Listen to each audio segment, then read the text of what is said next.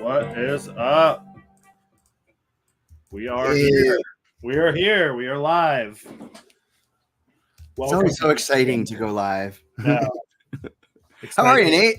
Good, good. How are you? I'm good. I just got my new H2O shirt. I got it today and just threw it on like 5 minutes before we started talking. I gotta watch that still this year. I gotta watch that this month. It's always hard to figure out when to watch it because I like to watch them in order, but there's like 9 timelines for the Halloween series. So I'm like, well, this year I want to watch the H2O timeline, and then I want to watch this timeline, Right. Yeah, that's true. Yeah, you don't watch the Halloween movies in order. You watch them as term. I've never thought of that before. That's crazy. Yeah, you can pick your time. I'm a 1-2 H2O guy. I love H2O. That's the best trilogy.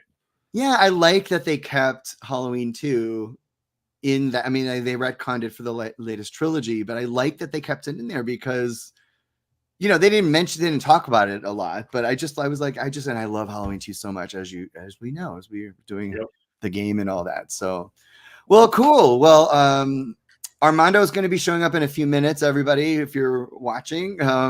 He's going to come on in a few minutes, and I just wanted to introduce him because Armando is one of the most talented people I've met in LA. So I live in LA, and everyone's a creator here, right? Everyone's a writer, a producer, director, whatever. Armando is so talented, and when this idea came up, we'll talk about it. Armando will walk you through how the book happened and all that. And we're not going to bore you to death tonight. This is going to be an hour max. But we have such a great writer writing these books, and you haven't read Silent Night, Deadly Night yet, Nate. It is bonkers. Like, it is so freaking great. So My Bloody Valentine, it was like, well, hey, we got to do more books. So we have another one coming, and then we're working on another one. So hey, Peter, hey, Jason. So anyway, I'm just really, really thrilled. So Nate, let me know when he's in Nate's hosting here. So he's going to let us know when Armando's in there, but you guys ask Armando questions. He is the nicest guy. He is so talented. He loves slasher movies. I've been to his place. He does have and you name a tie-in novel, he has it to a horror movie. He's got like shelves of them, visiting hours. I didn't know there was. Yeah, I'm like, what? I'm a sucker for those. You know that I like when I gifted you the Halloween 3 and 4 novels. It's right over here. If you see those anywhere, it's like, oh, you found something like amazing. Yeah. And he's read all of them, and when you talk to him, his well of knowledge for these movies is insane. And so the fact, and I had read a book of his called Hoarder, and we'll talk about this when he comes on. And it was just knockout, great book. And he had written a couple of other books called Turkey Day, and he has this Thanksgiving series. These are my gems here. Oh, nice. These are so. Part 3, Get Out. Man, yeah. Oh, wow. I have every novelization of Friday the 13th except part 2. Oh, we got to work on that. We got to find that. Did they? I'm sure you're saying they did one. You just don't have it. Yeah, they did 1, 2, 3, and 6. Right. 1, 2, 3, and 6. Oh, 1, 2, 3, and 6. Oh, okay. Awesome. So we have the right person writing these books. Now, Stop the Killer, we're a game company, but here we are making these books. So it just kind of feels right. And we're just cranking out some really great products that we're proud of. I mean, and so it just made sense for Armando to keep writing. And he's such a talented writer. I can't wait for you guys to hear what his take is on Silent Night, Deadly Night. I don't know how much he's going to give up. I don't mind telling you all, because I'm so proud of it, and I've read it, and I've read the long version and the pared back version, and I cannot wait for people to get it, because if you think the movie was banned, the movie was controversial. This book makes the movie look like a trailer. Like, it's like, I don't want to oversell it, but it is so great. What he does in it is just insane. So I really, really can't wait to see if you guys have questions for him. If you have My Bloody Valentine, please ask him questions. Ask him about his working with George Mahalka. George was very involved. Let me see if Armando is. Okay. Well, and I think the novels are they make a lot of sense for Stop the Killer, because part of what we wanted to do with the games was we wanted to make these games because it's something we would have wanted as fans of the movie. Sure. And I mean, right here, like, this is proof. Like, why was there never a Silent Night, Deadly Night novel or a My Bloody Right. Valentine novel? Absolutely. There should have been. So there wasn't, but now there is. Yeah, exactly. And, you know, they're not tie-ins. That's the thing, is like, if you read a tie-in novel for, you know, for those movies, they just expand a character here and there, or maybe, or it's just I've read a few tie-ins, and they just, like the Halloween ones, you know, there's a little couple interesting things in there. That's a lot of times they're just given an early draft of the script, so they write the novel based on that. Right. And then that's kind of part of the allure of the early tie-in novels is, you know, back then that was the only way to know that information. Like, what was different in the novel was different because that's what was originally scripted, but then by the time they shot the movie and it was edited stuff, it wasn't in it. Now we have all that information ahead of time, so how do you do a perfect tie-in novel that's a little bit different? You hire somebody like Armando. Yeah, I mean, he's not on yet, but I just texted him and he should be coming on shortly. You know, My Bloody Valentine was a big task because we needed it fast, but he did it. I mean, I don't know if he wants to tell you how short of a time span he actually wrote the novel, but I couldn't even believe he did it.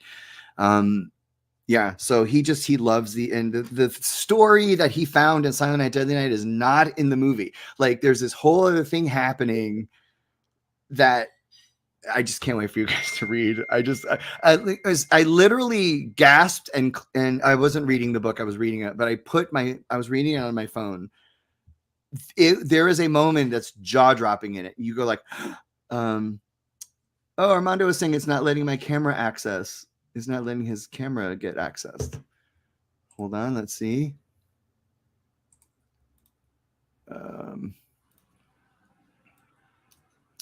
Hold on, everybody. just hang on. Let's see. Oh wow, Justin! I didn't realize there was a hardcover novel for Poltergeist for the tie-in novel. That's really cool. Oh wow. Can you try? I'm gonna ask him to. Nate, will it work from his phone? I don't see why it wouldn't. Oh, he says he's switching devices. Don't worry, this is like, and Armando's not being a diva. He doesn't like to make an entrance. All right, so he's just like, so he's bringing. He says he's going to his other laptop. No worries.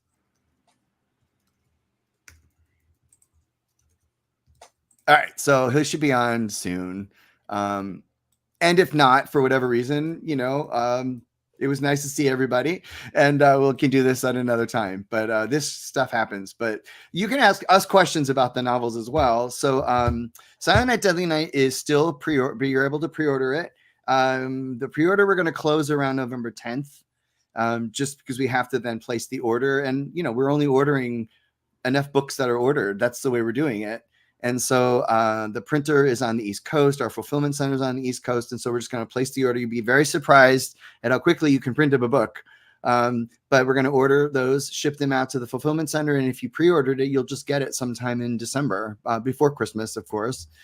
And it has amazing art. So we found this artist. Her name is Lynn Hansen. And I know her through a friend of mine. And all she does is illustrations for horror novels. She's made a career out of designing, you know, illustrations for book covers for horror novels. And if you go to stopthekiller.com, you'll see the illustrations she did. And so she was fantastic to work with. So everybody put their heart and soul in this. And Scott and Dennis, who own the IP to Silent Night, Deadly Night, you know, we went page by page in Zooms to go over their notes. Because, you know, Silent Night, Deadly Night was their precious, like, project way back in '84. You know, it's Dennis is one of the co-executive producers on it. It's the only movie he's ever worked on. The rights got away from them. They kind of got screwed. And then all these years later, they worked to get the rights to come back, and so now they're very invested in Silent Night, Deadly Night. So they were really giving Armando a hard time with some of the ideas that he was putting in there, because Armando did change some things. But man, it is epic, and it feels like Silent Night, Deadly Night. And it's a page turner. I just could not. When he would send me another like chapter, I would stop what I was doing and read it because it was so fun. You won't look at the movie the same way, I promise you. So, does anybody have any questions just for Stop the Killer or for me and Nate? Let's see. No, so Jason, the My Bloody Valentine book is the movie. But what Armando did with it was expand it. So there's all these different sidelines, like sub stories, and there's a chapter in it that isn't in the movie. There's kills in it that are not in the movie. Armando worked with George Mahalka, the director of the film, to basically restore his original version of the movie, because everybody, I don't know if you know, but the MPAA ripped that movie apart. So George was never really that happy about the results. I mean, he obviously is very proud of the movie, but there was a lot left on the cutting room floor. So he spoke to Armando at length. They had all these, like, I wasn't a part of all the conversations, but they would Zoom, and there was just, George was like, it's, I want this in it, I want that in it. But Armando is the one that drove the whole vision. And so it's the same story, but just stretched out. Like Mabel, remember Mabel from the Mabel's Laundrette? She's a different Mabel in this book. And it's just so fun. And, the thing about My Bloody Valentine is there's a huge cast of characters in it. There's so many characters in the movie, and he was able to manage this entire cast, and they're all memorable. They all have something to do. They're not just, I don't know how he did it. It's just so great. We're so lucky to be working with him, because I know I'm gushing, but like I said it when I started, he's one of the most talented people I've met. And he's actually here now. He's ready. Here. Yay. He's ready. Here we go. Okay. The man of the hour, Armando MUÑOZ. There we go. Oh, get out. Armando, you make me smile. Sorry for the delay. That's all right. Had to do a device switch. And it worked. Awesome. Yeah, I think we're working now. Love the outfit. Oh my God. Thanks for having me, guys. I should have worn something more, I just got this in the mail. I had to wear it. I literally just threw it on.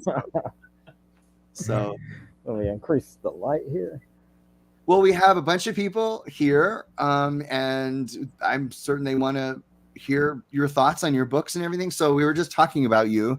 I was gushing because you know how much I adore you and your talent, and how grateful I am that you're part of Stop the Killer, because these books are so great. So I figured we would just start with My Bloody Valentine, and let's tell them the story of how we met. Physically met. I mean, we've been friends on Facebook for a while, but right. We have all kinds of friends on Facebook. But you sent me a DM one day. We'll start with, if we're going to start with My Bloody Valentine, the Santa glasses come off, and of course, and the bloody hearts go on. So do some costume changing for you. You have to see. This is Armando's picture in the book, everybody. So like he's wearing his those glasses are amazing. So anyway, you like a theme like I do. So oh yeah. So how did we meet?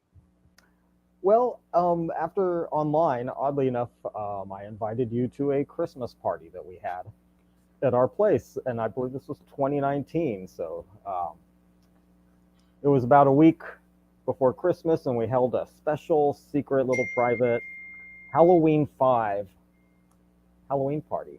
And yep, the goal was to watch the movie, but we had a special guest with us who gave us live commentary, and that was Wendy Foxworth, also known as Wendy Kaplan, known as Tina, everybody's favorite Halloween protagonist or antagonist in Halloween 5. Yeah, I got this DM from you that said, "Hey, I'm having this little Halloween gathering, and Tina's going to be there from Halloween 5." And he knows I love Halloween 5, and I was like, "Wait, what did I just read? Like you're this can't be what I just read. No, I showed up. She was there. We watched the movie with her. It was the greatest night ever. And we're just sitting on the couch and we're asking her all these questions like, why are you wearing that? And why are you so annoying? And, she was like up for all of it. And it was amazing. And that's how we met.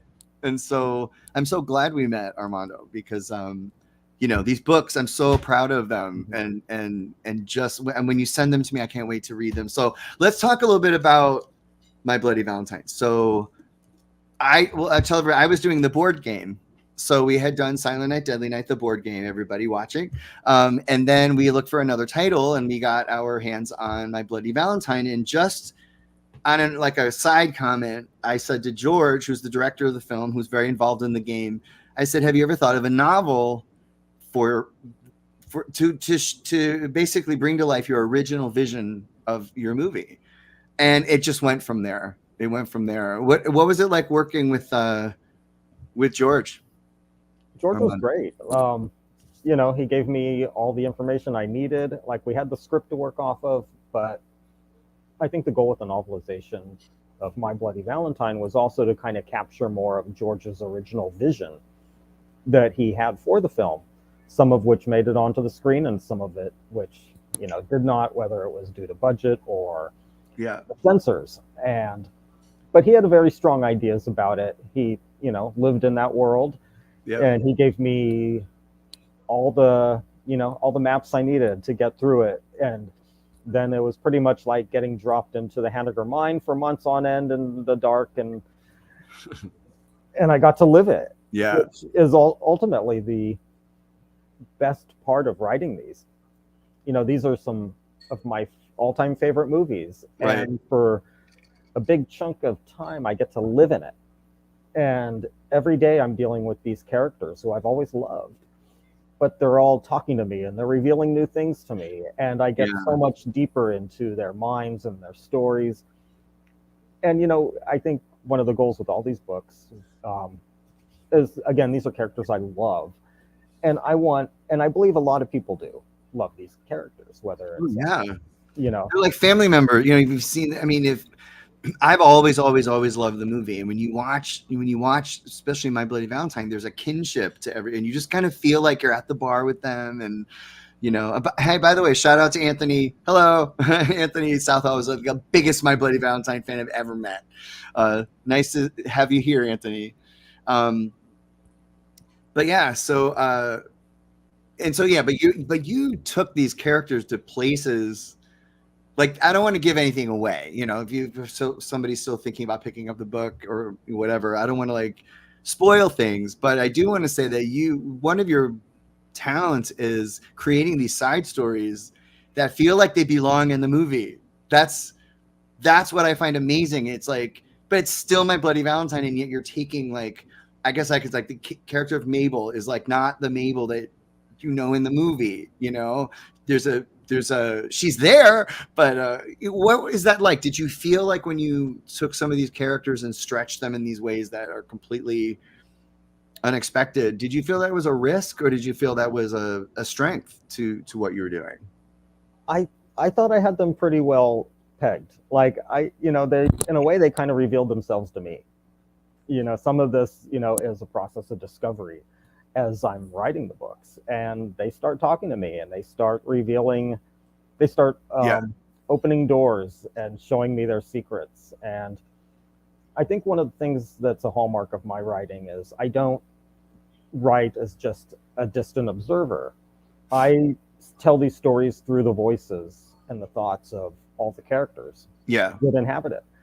And that kind of means I have to know everything about them. I have to know how they all think and how they would interact. And to me, that's really exciting. And again, so I was surprised by some of the things that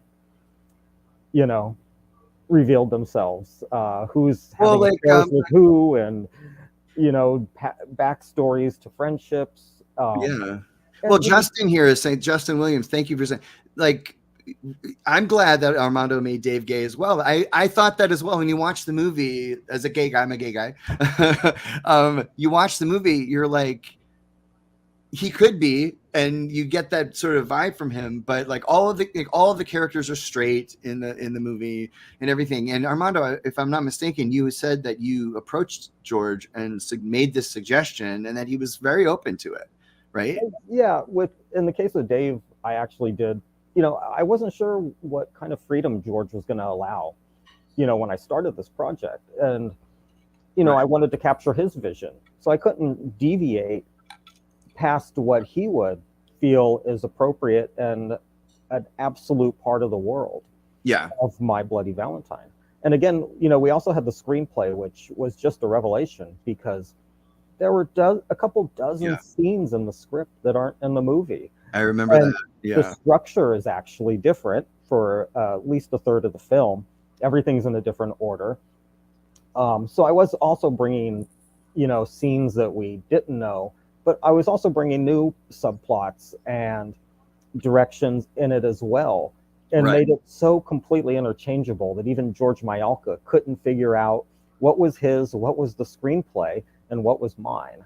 And ultimately, that's kind of the goal. That's the goal. That's what I find amazing is like it's so much more, but it still feels like the movie. I think it would have been a bad thing to just like take this story and just turn it into something else. And you're like, well, why did they do that? No, it has this opposite effect. It's like hypnotic. You're like, how does this work so well? Yeah, George was great, allowing me that freedom to explore these characters, but also kind of explore the mysteries that that the movie had that never got to be explored. And of course, I think one of the main ones is TJ's backstory.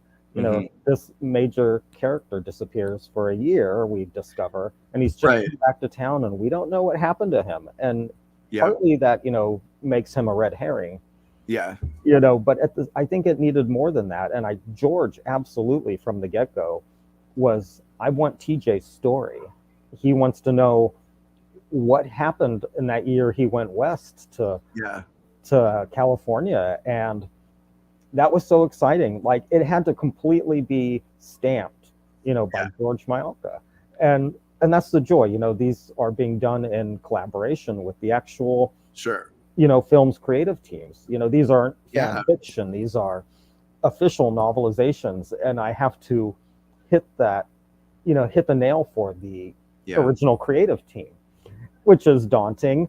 But, everything that is there in the book, he loved what I did with TJ's story, but so many other stories, a lot of the characters transform, a lot of the characters have these, and that's the thing is the cast of the movie is so big and you're able to take this ginormous cast and do something with everybody. And it's just all so juicy. Sleepaway Camp and Slumber Party Massacre, House of Sorority Row, Hell Night. These are all great suggestions, TS. So thank you for those. Like, Armando's one guy, so I would love we just love Armando. We're working on another one as well, and so we're keeping Armando very busy.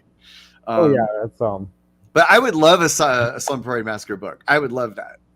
I mean, those are all great suggestions. Absolutely. A lot of it's just rights issues, what we can get a hold of and get the approval for and the enthusiasm for. We want everybody to be on board. Yeah. And luckily, George was so generous with My Bloody Valentine. And of course, I think the fan response has been good so far. And once we get this out into wider distribution with the paperback, I think we all want to kind of go back, with George Mayalka, because he has this long talked about original sequel that he's wanted to do. This is a good segue to that. For My Bloody Valentine. And yes, I would love to reunite with all these characters because I lived with them for quite a while.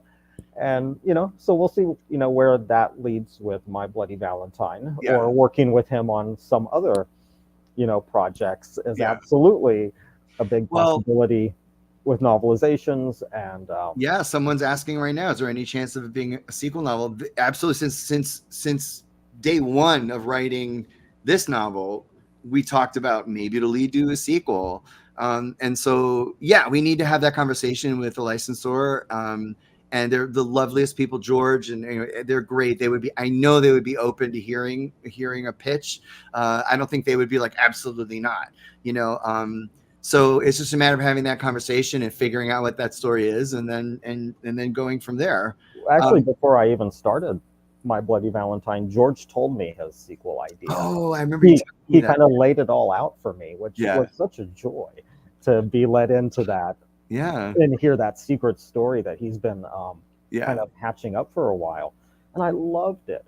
So I was actually able to incorporate a few clues and threads to where George's follow-up would go. And they're kind of worked into the My Bloody Valentine novelization. Yeah. And so, my hope is that, the readers will be vocal enough that we can actually, bring that story forward into a more modern time, and, who knows, keep the universe alive. We really are eager to keep My Bloody Valentine alive. There's a lot of story left in My Bloody Valentine. There just is. And, you told me a little bit about George's idea, and it's there. It just as great, what I wanted to say to everybody is the pre-orders are the lifeblood of it. If nobody pre-orders the book, it's not going to get made. So, we're not a publisher. We're not a traditional publisher at Stop the Killer. We're not like a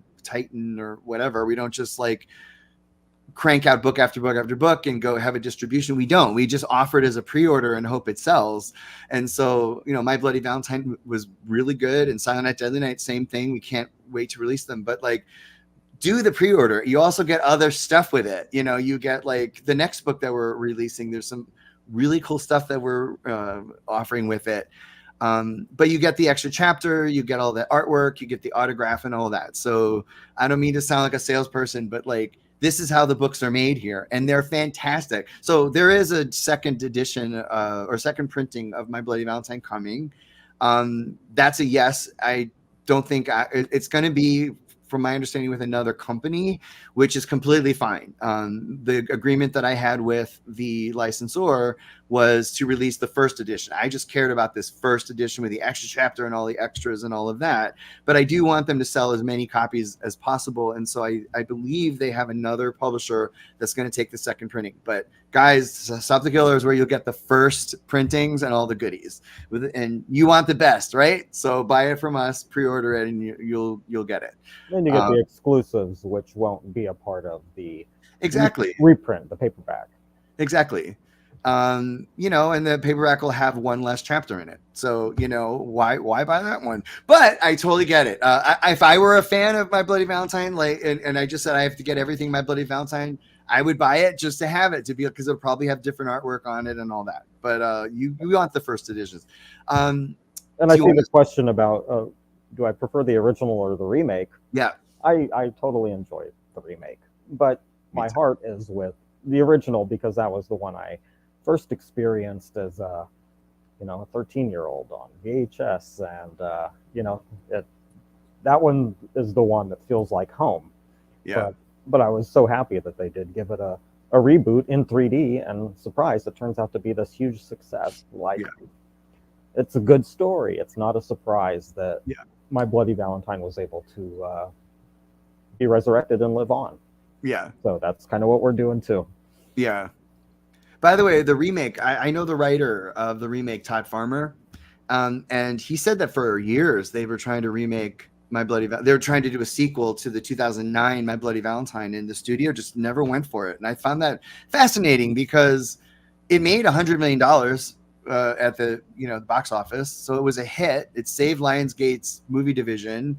And just like the first movie, they never made a sequel to it. It's this weird, My Bloody Valentine is one of those weird one-off franchise movies that could have had 10 sequels, and so here it was brought back, and then they still couldn't sequelize it after that.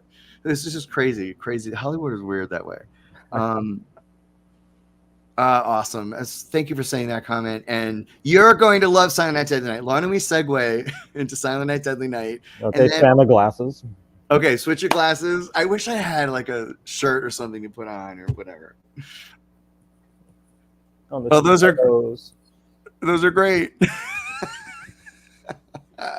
Well, Silent Night, Deadly Night was actually supposed to be done before My Bloody Valentine.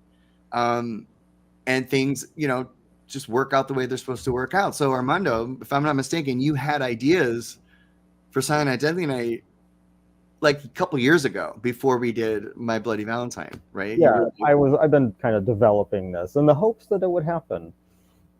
So the wheels and the gears started turning, in 2021, I believe. Yeah. So I've had a long time to kind of let this. It's been simmering, settle and evolve, and now I've done it. So it's now just at the tail end, although you can see all my Christmas decorations are up. exactly. Everybody's decorated for their holiday. You can choose whatever holiday you want. But I'm still in Christmas land, although there's some, a Halloween 2 pumpkin just out of reach beside me, and I got all the holidays here. This is I've actually been to your place. It is like horror heaven. Like, this isn't a my virtual office has background. a lot of horror stuff in it, and but you're the same way. We're just cut from the same cloth. It's This like is horror. special effects, but it's a virtual background. It's not Right, exactly. It's not a virtual background. This is my living room. Right. So, I got to. Wait a minute, but you have lights up though. Those lights are blinking. Is that a strand of lights, or is that? Oh yeah, those are Christmas lights. Oh, those are Christmas lights. Okay. Oh all yeah, right. these are real lights. All right. So Silent Night, Deadly Night, I've always thought, and we had before you started the novel, we had this discussion. So Scott Schneid and Dennis Whitehead are the licensors, so they own the rights to Silent Night, Deadly Night. And I had lunch. I brought Armando to lunch with them to say this guy needs to write you a book.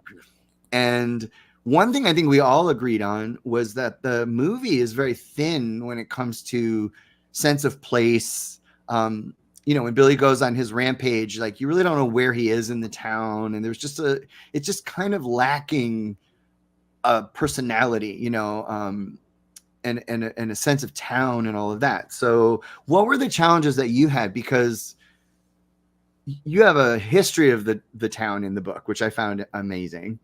But was that a challenge for you? How important was that to establish in your novel the sense of place and what kind of town this was?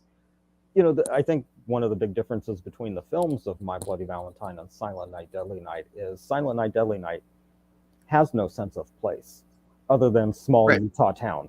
Right. And you really get very little look at where it's actually taking place. And for me, I think the location has to be a character of sorts. Everybody in the story has to have a particular relationship to their location, because we all do.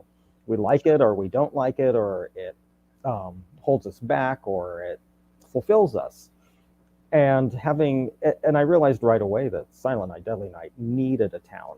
Absolutely. And so kind of, I think one of the innovations of this book is kind of along the lines of My Bloody Valentine, is we now have a Christmas themed town.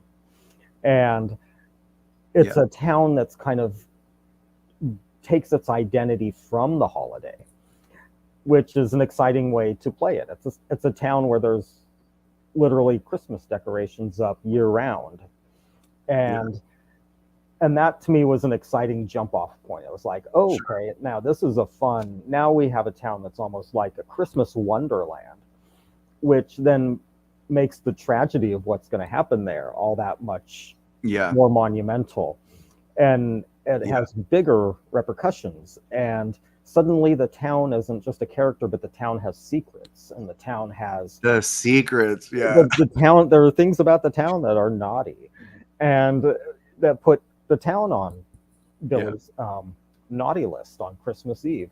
And so, that was a fun starting off point. But you're right. It's kind of, the story is all there, but it's very much a bare bones movie. And I really didn't realize how much that was true until I started to novelize it. Because so part of your process is you'll watch a scene, you'll watch the next scene in the movie, right? And then you'll start writing. At least that's what I kind of gleaned from working with you, is you're like, oh, I'm watching the scene.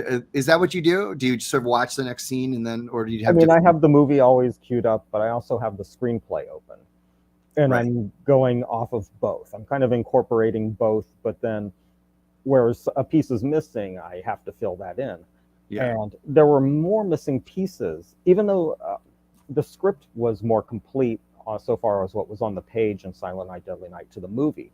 Right. There were a few really cool moments, though, in the script that did not make the movie, which Yes, I made sure true. were in this book because, and it even changes a few of the characters. You know, Mother Superior is a bit more vicious in the script.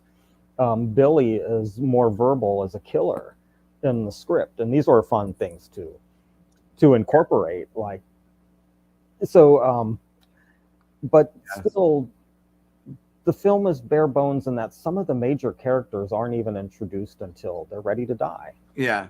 And it's kind of hard to believe that, but we never even meet Mrs. Randall until the day she dies in the movie. And to me, she's one of my favorite characters. Sure. Silent Night, Deadly Night, and I was like, oh, I need to know her. So she has to have a whole history at the Absolutely. and interact. I want to see Mrs. Randall interacting with people and just get her personality. Yeah, she's so fun, and she's, you know, she's like, she's just a fun character, you know. And Grandpa, oh my God, you get this one lightning scene in the movie with him. Everybody loves that scene with Grandpa.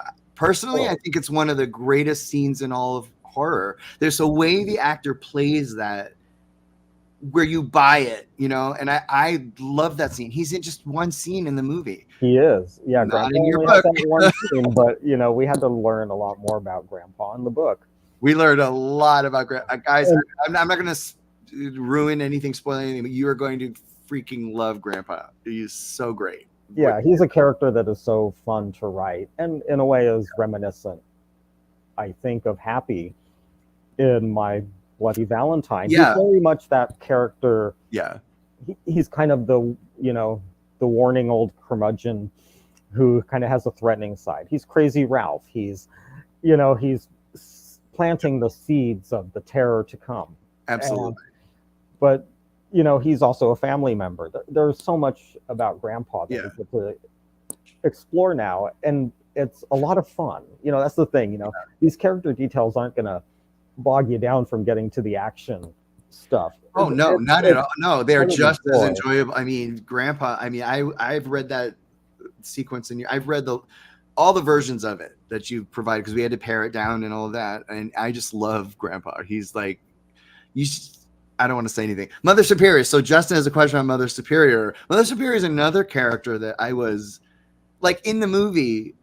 You know, you fear her. You know, she's just this strict person. But what you did with her, and I don't know how much you want to say, but you made her really scary, like scary person. Yeah, I wanted her to be scary, and I think the scariest moment of the book may be one of her appearances. And I don't want to say it, but like I got chills, Armando, just by her very presence. Yeah, and to me, you know, and I actually discussed this with the producers of the film before I started. I thought Mother Superior was really the biggest villain of the piece. I mean, sure. Yeah, I mean, a criminal Santa kills his parents on Christmas Eve as a child, but that's not what breaks him. You can still, you know, become a useful member of society after a major tragedy like that. But it's really the decade plus of abuse, you know, she experienced, or Billy experienced in the orphanage, you know, at the hands of Mother Superior. Well, she's the one who instilled good is rewarded, naughty is punished. I mean, she's the one that did all of that. Yeah, so she is much more of a vicious character, and she has a lot of surprises and scares in store. Like it's a wonderful character. Like, and again, she was a little more vicious in the script, and I kind of cued in on that, and then I was like, oh wow, I can really run with her and get to know her better. Like, we do get to know what's going on in that haunted head of hers, and it's shocking. I mean, we did an ad for the book on Facebook or Instagram or something, and it said, "Warning: this book is shocking." It is. I'm telling you. Like, I told you, Armand, when I read this one particular scene, I gasped and like stopped reading because I was like, "This is crazy." Yeah, and let's be honest, like the license store was a little like they were like hesitant, and I'm like, this is Silent Night, Deadly Night. If you're not gonna go there, that's the thing that you do, Armando, is you go there. bring the story, you go right where everybody wants to go. You don't hold it back. And I think that's the joy of what we're doing with these books. Yeah, it's a fearless book. It's fearless. Absolutely fearless. For and sure. Every single reader who has worked on and read this book so far has had to like respond with how shocked they were. And how is it? I mean, in a good way. How are you such a fearless writer? I mean, how do you? Mother Superior, I think a lot of writers would look at her and write her the way she was written in the movie. You know, that's enough. Like the movie, it worked in the movie. And Lillian, oh my God, Lillian Chauvin, is that her name? Who played the character, played it genius and everything. She's great. I love what she does in the movie. Oh, she's great. I mean, she's fantastic. But I'm trying not to say too much, but you take her down this other path that is terrifying. Like the movie, she was strict and stern, and it was enough to, be part of Billy's plane crash, part of his psyche fracturing. But this is something completely different. Do you feel that is necessary for your writing to really push it to the absolute limit? Well, in this book particularly, it felt organic to the feeling that I think the movie gave audiences in 1984, and how we replicate that reaction in 2023. Right. And, again, it was partly discovery. Like, I had no idea things were going to go so insane at times in this book, but in a way that felt, again, organic and completely a part of the Silent Night, Deadly Night universe. Like, everything fits that I got to bring in, but it's a much bigger puzzle now. But this approach would not have worked with My Bloody Valentine. I agree. It's a different approach. It would have felt the next book. Right. But for this book, bringing a certain degree of excess and shock level and shock value.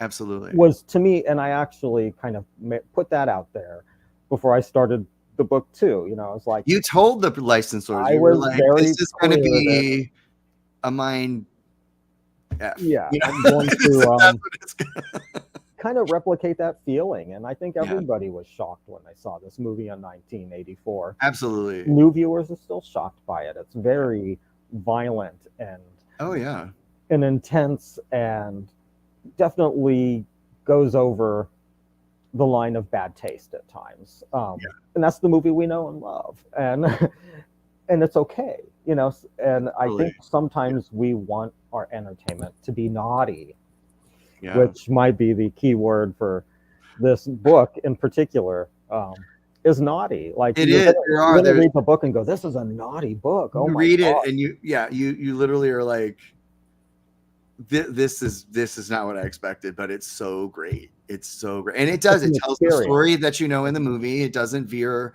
from that. But there's so much more. Incredible. I can't wait for people to read it. Someone's asking if there's a chance the novels will be made into audiobooks. Yes. I've just started to have those conversations. I would love to see that happen. So yes, James. Does anybody have any questions directly for Armando? I know you've been, people have been posting things here and there, but if you have any questions, just ask away. So I appreciate that you gave the town an identity, which in the movie you didn't even know that there was a town. It didn't feel very Christmas themed either. Agree.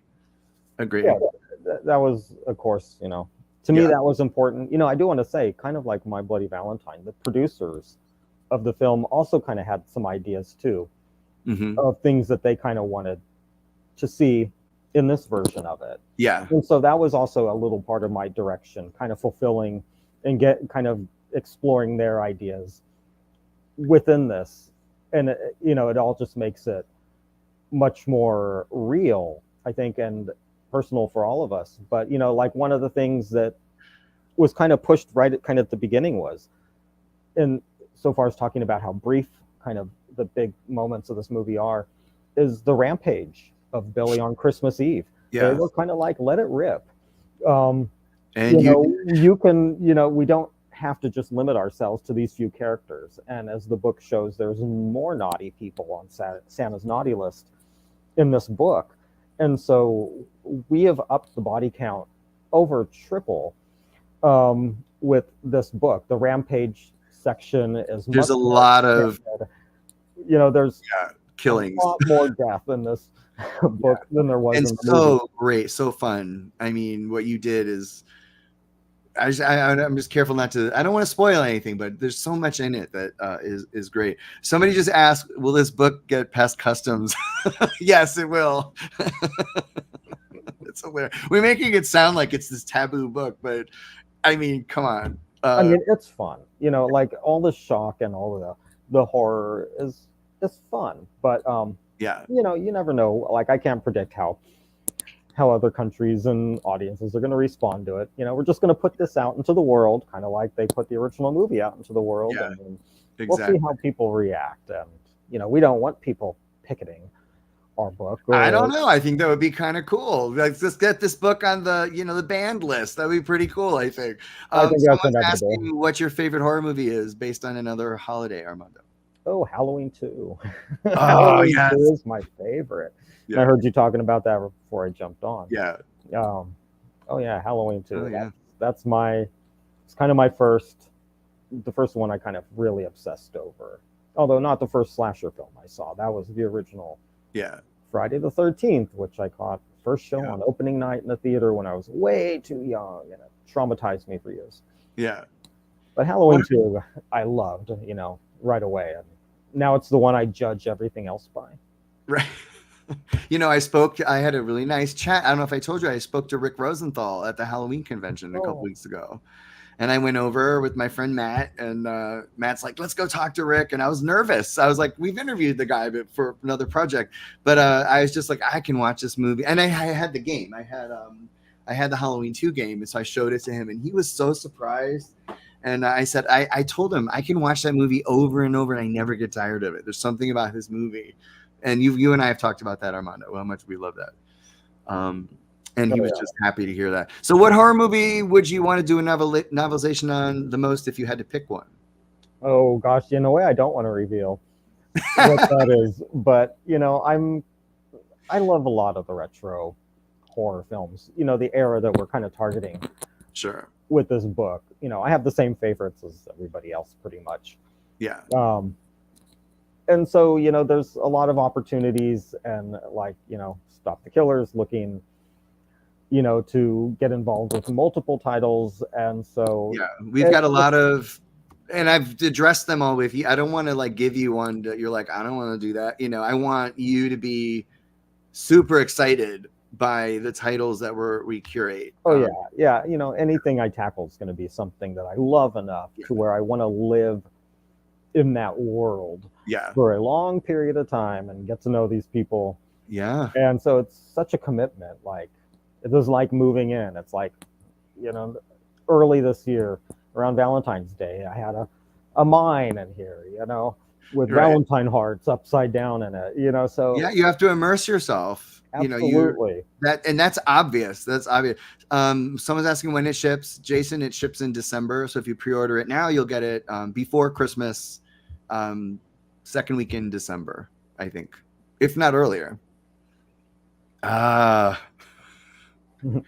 What a great question. Would I do Black Christmas if the opportunity was there? Absolutely. I mean, it's another one of those beloved titles from that era. I don't want to say what is next, what I'm working on now, because I'm actually out of Christmas. But I can at least preview that, I'm once again involved with a retro slasher based on a theme day. And so I've traded one holiday hat for another one. Yeah. But that one I'm keeping off screen for now, because I don't want to. But I believe in about a month's time, we're gonna have some announcement publicly. Yes, we are announcing it. We're actually announcing it the weekend of Thanksgiving. That's when it's on the schedule. So you'll find out. As I like to call it.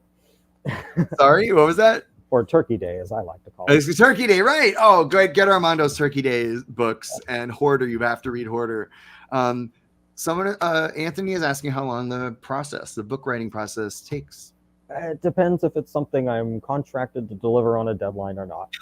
So I've had books that were just my spec books that have taken years to write, or at least revise and get out. And then others, I can knock out a first draft in a couple months if that's what's required, or that's just what my passion is leading me to do. Actually, Hoarder was a very quick. My first novel, Hoarder, I think I knocked that first draft out in around 3 months or so, and which is great. Like, yeah. But the sequel to Turkey Kitchen, took years. But first draft was over 600 pages, and I was writing my first epic, and so that was a whole new experience. Like going from a book where you have a dozen characters to a book where you have 200 characters, and I've got to keep them all untangled in my head, and so it's all different. I think I've had more time to work on Silent Night, Deadly Night, just having it in my mind for a couple of years. Yeah, you had a lot more time. You had you were supposed to do it first, so you've been thinking about it all this time, but you also had more time than My Bloody Valentine, which luckily I did have some lead in though. So My Bloody Valentine didn't just appear overnight. I had many months to kind of let that one develop in my mind. Yeah. As a possibility, and of course I was thrilled by that possibility. I mean, how can I not be? But they happened in what order they happened. But again, I'm in another holiday right now, and soon I'll be able to let everybody know what worked on. Yeah, so I can't wait for that one. We just saw the artwork for the next book as well, and it was great. And I was like, oh, this is firing on all cylinders. I'm just so excited. And we have Lynn Hansen, who's doing the cover for the hardcover of Silent Night, Deadly Night, and she's doing the Happy Birthday to Me covers. So I revealed it. Oh, see, it just slipped out. I was waiting. That was totally unintentional, but okay. I'm like, so the next book is Happy Birthday to Me, and we are so excited by it. And it's going to be freaking amazing. I can't wait because the movie has a cult following, and it's but there's flaws in it, I won't say any more. I won't say any more about that one. Right. No, it's fine, completely fine. And I wanted, since you've mentioned it, so we at Stop the Killer, if you've seen the Ghostface game Kickstarter, you know that we have these hex decks, and it's a solitaire style game that we're very excited about. We've had people say to us, I love your games. I have no one to play them with. So we created a solo game, and we're rolling out the hex decks with Ghostface. But we also have one for Happy Birthday to Me. And this is a game that will come with the book purchase. And so we can't wait to actually show you more about this hex deck. But you get a game to play on your birthday all by yourself because it's Happy Birthday to Me. And you get to play a card game. That's really fun. I play it every night. We have three other titles over here that I can't show you. But since we're announcing Happy Birthday to Me next month and it's on the slate, you can give you a little preview. But it's so fun. And I don't have them printed out. An amazing artist named Yannick Bouchard we call them the kill cards in the hex decks. So all the 6 kills, they say like the 6 most bizarre kills you'll ever see. Each one is a card in the game. He did these incredible illustration. I cannot wait to show you guys. So on top of it, it's another great collectible, and you're building out a cake, and these kills are happening. It's amazing. So you'll play that on your birthday every year. So we thought that was getting more interactive. We got such a package in store for whatever time of year you celebrate your birthday. Absolutely. My birthday cake candle I'm burning while I write the book. Right. Oh, that's right. You have a birthday cake scented candle that you're burning as you're writing. Yeah, and I just got to the end of my gingerbread candle that I had lit when I wrote Silent Night, Deadly Night. So each book and holiday comes with its own smell. You immerse yourself. You totally immerse yourself. Do you have a store where you can buy your works? All right. So Jason, Armando has written other books, not before the Stop the Killer book. So we only do our books as pre-orders. So the only book that's available now is Silent Night, Deadly Night, and you can get that right now on Stop the Killer. Happy Birthday to Me will be launched on Thanksgiving weekend, like Black Friday weekend. So you can pre-order that there. But in terms of My Bloody Valentine, we're sold out, and you can try to go to eBay. You'll spend a lot, but people obviously want these books, so we're looking into the reprints or making them available as an audiobook. I think that's probably what we're going to end up doing for this way. This way you can at least get the book. As for my early books, the ones I wrote beforehand, those are just available on Amazon. Right. And, I believe Turkey Kitchen is just on paperback and hardcover. And then Hoarder and Turkey Day, the first of my Turkey Thanksgiving Killer series, are just paperback, but also Kindle. Right. And so eventually, I want to have everything on audiobook. I want to have everything out there for everyone. Right now, though, where things are out in certain ways, and hopefully we'll soon get to a point where they're much more available. So the 3 books are Hoarder, Turkey Day, and Turkey Kitchen. So, and you're working on a 3rd book in the Turkey. Yeah, my Thanksgiving trilogy. So that's what is intended. So I'll have a 3rd book, but I'm letting it kind of sit for a while. I spent so many years doing Thanksgiving horror that I need to celebrate some other holidays first. But I'll go back. I definitely want to go back. Yeah. And do my first 1,000-page book, which will likely be the 3rd Turkey book. Yeah. Those books are huge. I have them right over here. Anthony's asking if the process is much slower when you're working with a licensed property. Actually, it's probably faster. It's faster. Because I have a deadline. Yeah, deadlines and limits, and we're trying to hit holidays. Yeah. Everything's kind of geared toward a holiday release, and which oddly enough, we have this clever thing with the next one with that, but I won't reveal it yet. And I think these books are going quickly, but they're getting the time they need.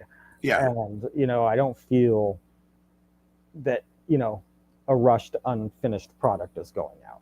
Right. So luckily, we've been lucky, and we've been able to get everything right where we're all set up. We have a great fulfillment center, and they package everything wonderfully. I mean, there's a mishap here and there, like everything.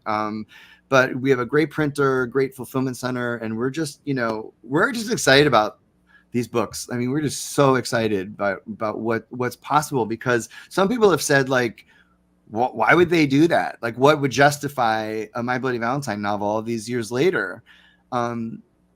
And look at what we're doing. It's so fun and great and unexpected, and there's so many titles to do. So, hey Earl, how you doing? We love Earl at Stop the Killer. Earl, you're amazing.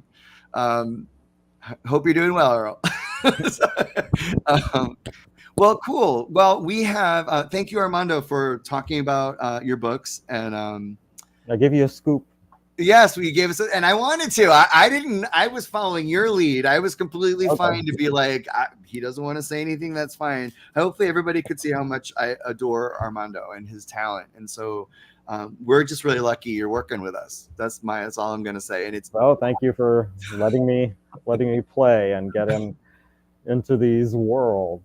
I mean, it's a dream come true for. It is a dream come true. I can't even believe that this is even happening.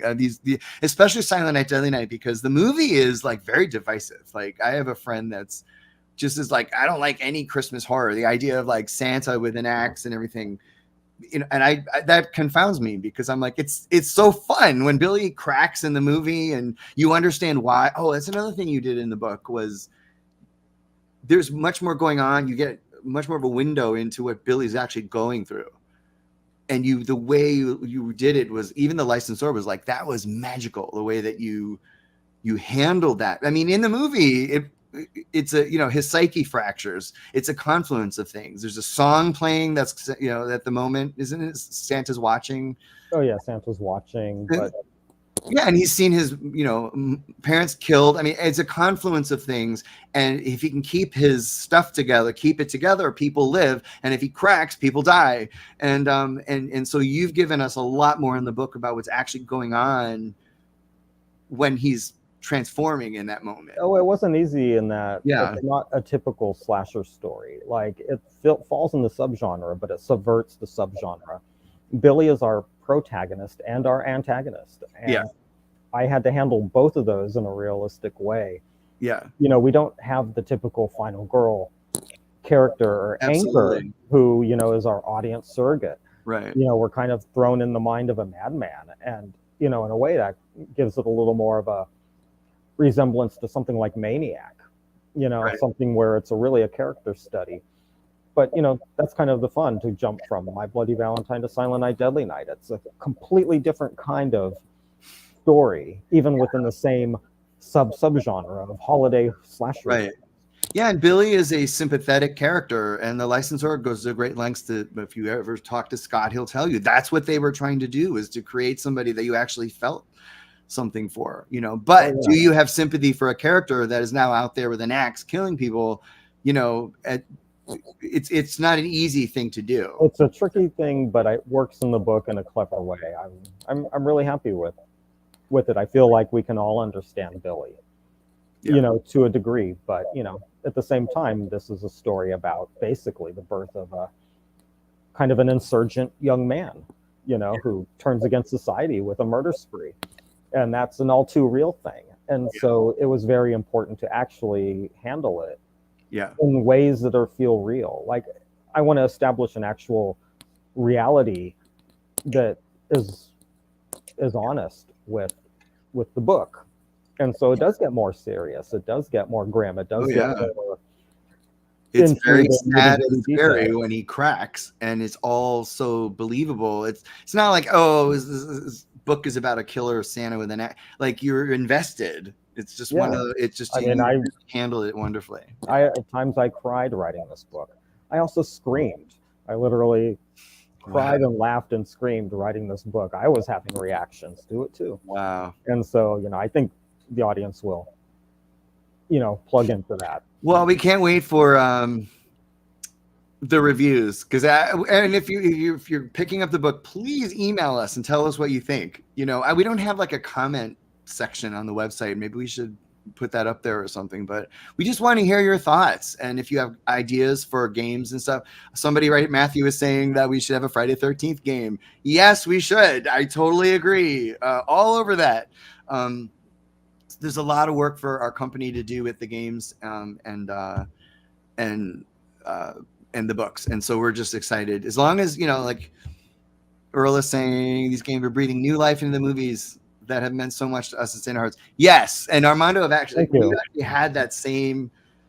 Thank you, Earl. Yeah, they are. We're experiencing these movies in a new way, and you know, the games aren't scary, but you can play them while you're watching the movie. And the games are kind of suspenseful. I think that's kind of the innovation to them. Oh, like the card game is. You had told me, because Armando helped Tess play. I can't say the other. The first Hex deck was not Ghostface. It was another one, and we're rolling that out next year. But you had said there was a real sense of dread playing the game when those cards kept coming up, because you have to complete something before the all these cards pop up. I don't want to explain the game, but when you said that to me, I'm like, that's great. That's amazing. Same with the board games. You see Billy or the miner getting closer to you on that game board, and you're just like, all of a sudden everyone at the table is like, oh my god, oh shit.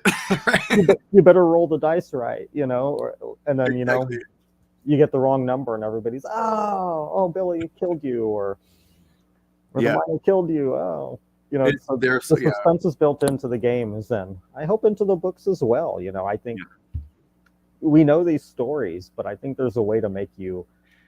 That's the thing. You know the stories, and you know it's coming, but you've added so much that there's so much. Like, it's not just like you read it and you go, "Oh, it was the movie." No, it's the movie with all this other stuff.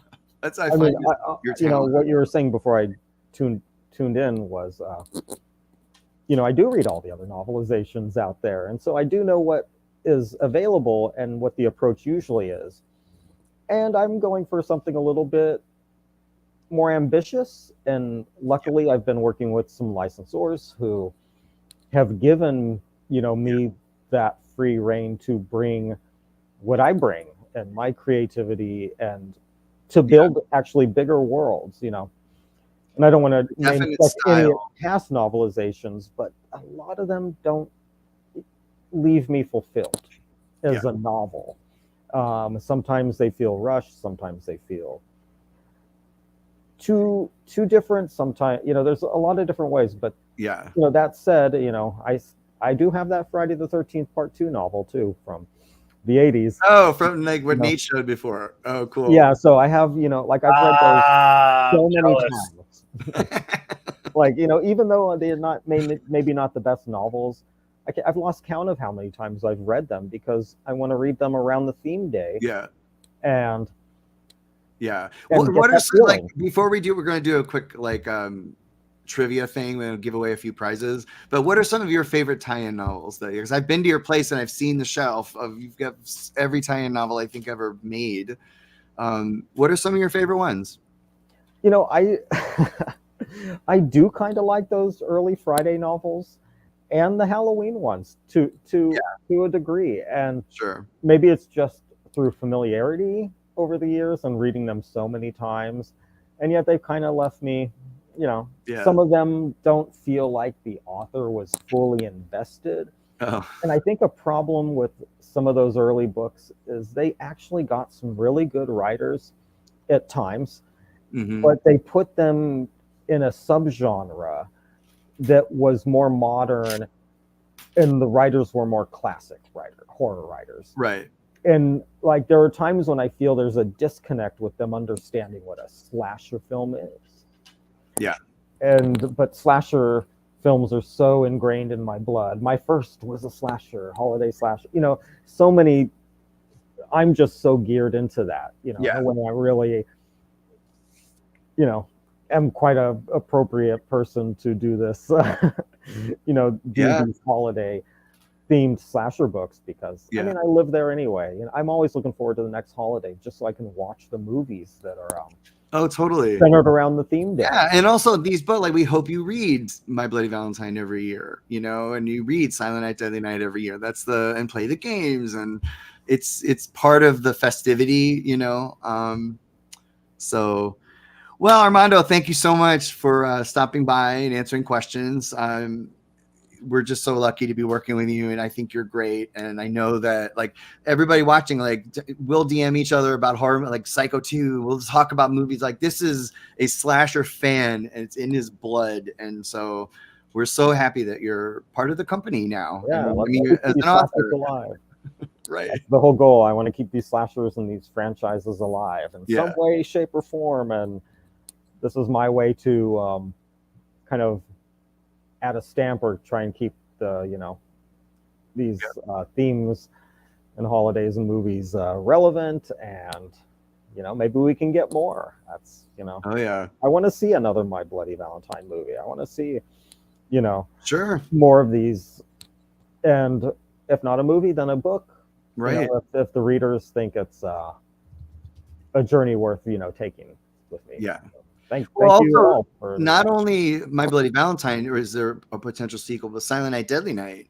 We've talked about that, and you have idea. I know what your ideas are for a sequel to that, and you know, so there's just so much work to do, and you're a fast writer as well, so that only helps, you know. Yeah, and just to clear anything up, if there was any kind of follow up to a Silent Night, Deadly Night, to this version of it, yeah, it would not be an adaptation of Silent Night, Deadly Night. No, it was a whole different thing. Yeah. And I don't want to give that impression. Well, then you would just have to, they would just be the first novel. It's like, is that what they did in the movie? Right. Too is like the first movie with some extra scenes in Garbage Day. So like, right. And that's not to totally diss that movie because that's a guilty pleasure and there are things I like about sure, it. of course. I love Silent Night, Deadly Night too. It's not a movie I would adapt. And it's, but that's not to say that I don't want to continue with these characters. Right. So right. It's all planted in this book too. If readers are happy with this and they want to go back, then we could go back. We would be happy to go back. I just want 5 years to pass so just be like, see these piles of books that you're writing. Amazing. All right, cool. Nate, why don't you come back on and you can read the trivia question. So what we're going to give away, I really didn't know. I mean, this is our first episode, and we just want to we don't want to give away like, we want to, I don't know. Here's what I'm giving away. We're giving away 3 sets of weapons. So these are the weapons that are actually in, I don't know if you can see it, but that's the hammer from Halloween 2. This is the lighter from Halloween 2. This is Mrs. Elrod's knife from Halloween 2. This is the scalpel from Halloween 2, and this is the syringe from Halloween 2. This is the set of weapons that comes inside the game. And the factory sent me a bag of these because just in case for some reason in My Bloody Valentine and Silent Night Deadly Night, a couple boxes got shipped out without weapons.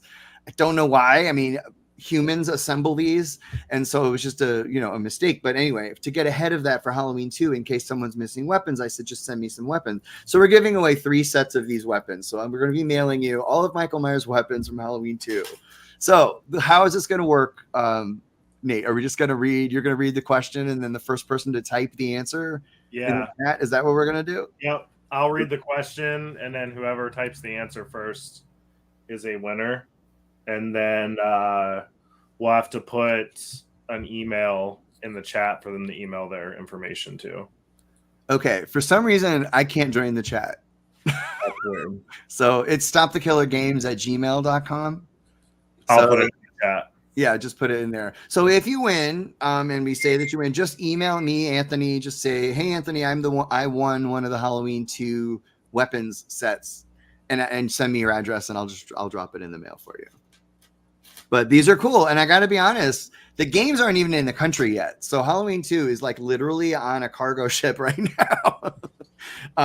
But I have all these weapons, and so you're going to be getting these weapons for free if you answer the trivia question. Michael Myers on a cargo ship. What could go wrong with that? What could happen? All right, so here we go. Okay, question 1. First person to answer correctly wins. Name the fictional town where My Bloody Valentine takes place. I know that. Armando, say nothing. What's your dog again? Dewey. This is actually one though that's being we're babysitting. Oh, okay. Oh, so cute.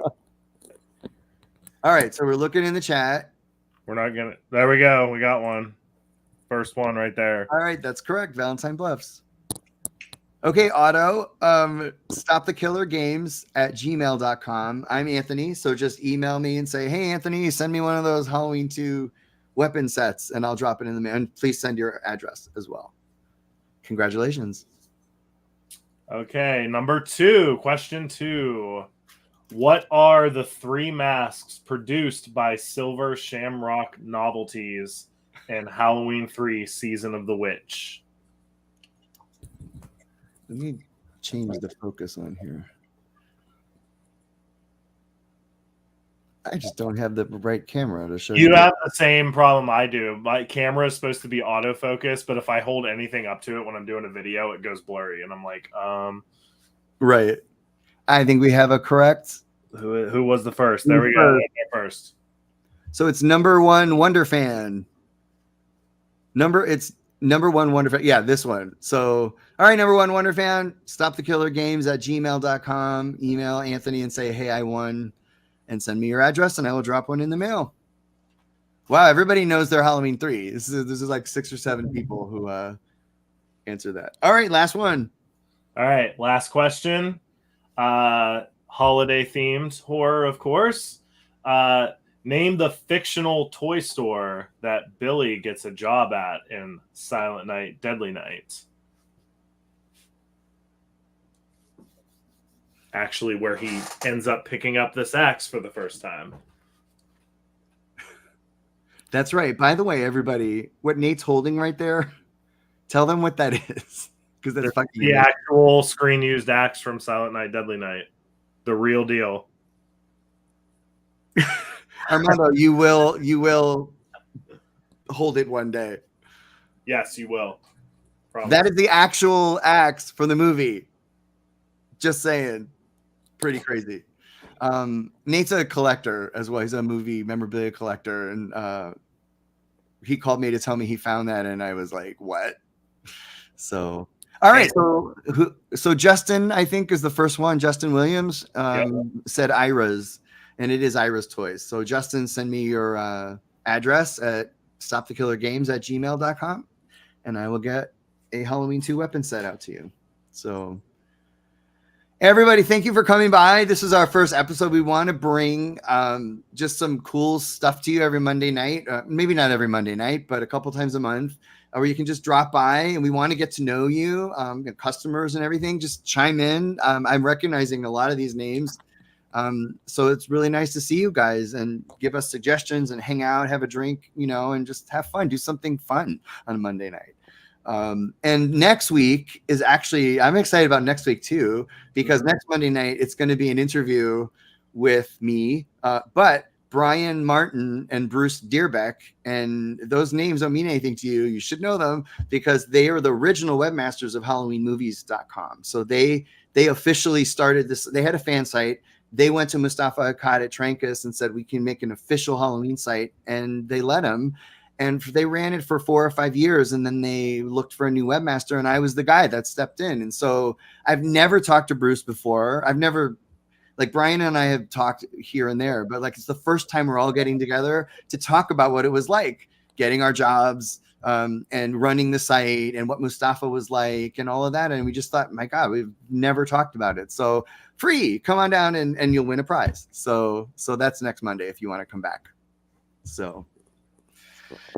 All right. Any last questions for anybody? For Armando, or for Nate, or for me, or to ask about the axe or anything?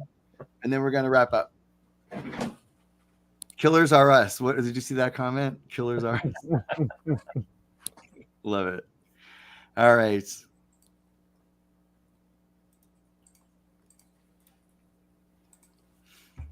All right. I guess we should just wrap things up. Yeah. Armando, thank you so much for coming by. I know I talk to you about these books all the time, and it's like, does he want to talk about them more online? I have a feeling you didn't. I could talk to them before, yes. Thanks for having me, gentlemen. Awesome. I'm excited to get Silent Night, Deadly Night out. Dude, one last comment. There's a comment from Anne. She said, we need a... Oh, yeah, right. Earl, he's not giving away the axe. That's not... Oh, wow. Biter the dog. See, that's what I wanted you to see. Very cool comment. Wow. Yeah, that was great. I'm glad you liked Biter. He's a new addition to My Bloody Valentine, although not quite, because the vicious dogs are definitely a part of the movie. You see them in a couple scenes, but the screenplay pretty much doubled it, and then I took that and about quadrupled it. So yeah, Biter the dog was the result, and there's a dog running around in the book. Then, and I asked you about it, and you said there's this primal. What did you say? What was the reason for the dog? And then we'll wrap up. I know we're going over time. Oh gosh, that might be a little too much to get into. Just jump right into. However, I'll say Biter the dog was established, and Biter the dog survived My Bloody Valentine. And if we get to go back to Valentine Bluffs, I think we're going to pick back up and find out what that dog is up to. So it's a real character in this universe now. So love it. Go back. Biter's great in it. All right, everyone. Thank you so much. Armando, thank you. Nate, thank you. Thank you, everybody. And if you want a prize, email me. Send me. Don't forget your address. I had someone email me once, didn't send me their address. So send me your address, and I'll get those out to you. All right, everyone. See you next week. Bye. Thank you.